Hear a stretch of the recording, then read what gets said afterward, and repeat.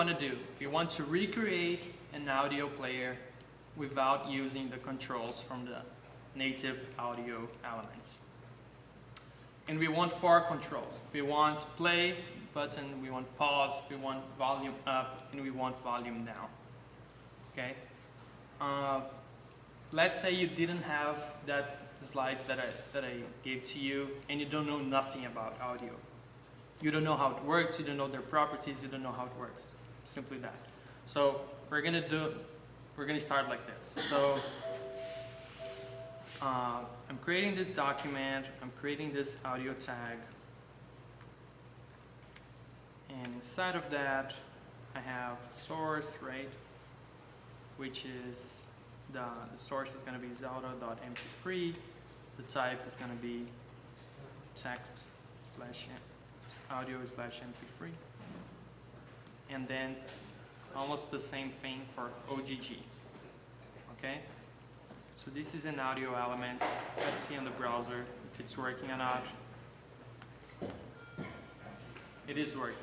Okay? But we don't want the controls. We just want this. This is all the HTML I want. But I don't know nothing about audio. I don't know how the API works. I don't know anything. So why don't we just play with that? Let's explore what audio has to offer. So I'm just going to fetch this. I'm going to put it on a variable here. Okay. Now if I check what is this, I'm just seeing the HTML part of the audio, right? This doesn't help at all. What can I do to check the other properties? Console dir. Check it out. Okay, so now we have the whole JavaScript object. You can see that controls is false, current time is 0. What else? We have some events here on drag end, load start, on play, on pause. So there's probably some methods that trigger this element, this event. I have played, I have ready state, I have source, and I have volume. Cool. So I noticed that there's an event on play, so I'll just guess that we have this API over here, which actually plays. And since there's an on pause, I can pause that. Cool. What about volume? I don't know about volume, but I saw that there's a property called volume. I'm going to call that. The result is 1. But I don't know if this is the maximum or the minimum. So I'll just set like 30. And I just got this error over here. Failed to set the volume property. The volume provided 30 is outside of the range, 0 to 1. So now we know the range. Awesome. So I know that if I put something like -4, I'll get the same error. But if I put like 0.4, it's going to work. Cool. So now it's just a matter of writing the code because we already played with the API. So let's get this audio. I like seeing how you think. Yeah, it is cool. So, and we need to create the controls. That's a much shorter method than going and watching an entire training on lynda.com. HTML5 audio element.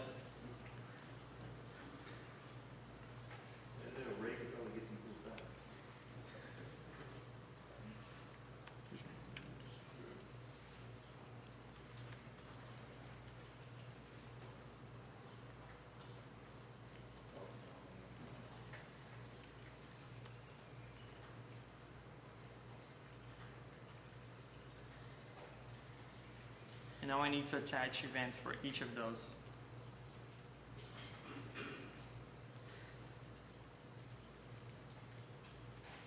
Cool? Does that sound good?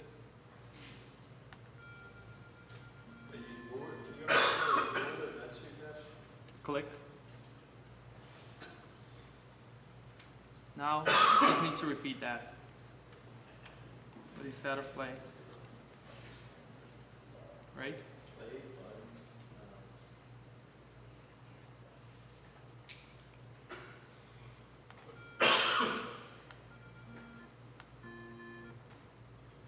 What about the volume?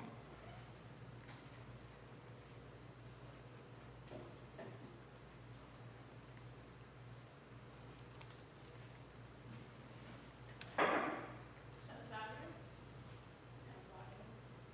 Value.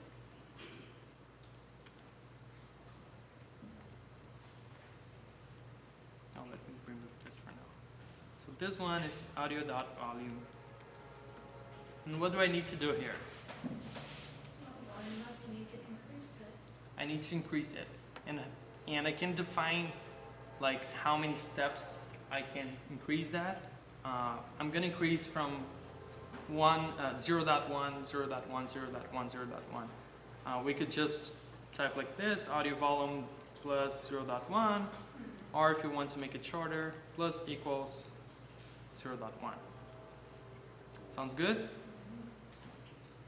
Let's do the same thing for volume down.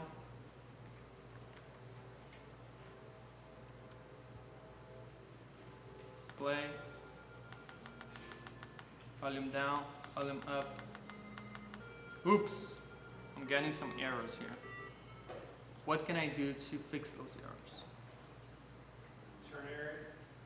What? Ternary. You need to define Operator. the range. We need to define the range. We need to like tell the browser, hey, if you reach this certain volume number, then do this or do the other thing. So it's just an if statement. If audio.volume is less than 1, then increase that. If audio.volume greater than 0.1, then do this. So now I can try to volume up. It's not gonna break. And if I just want to have one button, play, pause, what can I do? So Bob is gonna help us. Come on, Bob. Let's try to do just one button. Let's just drop it.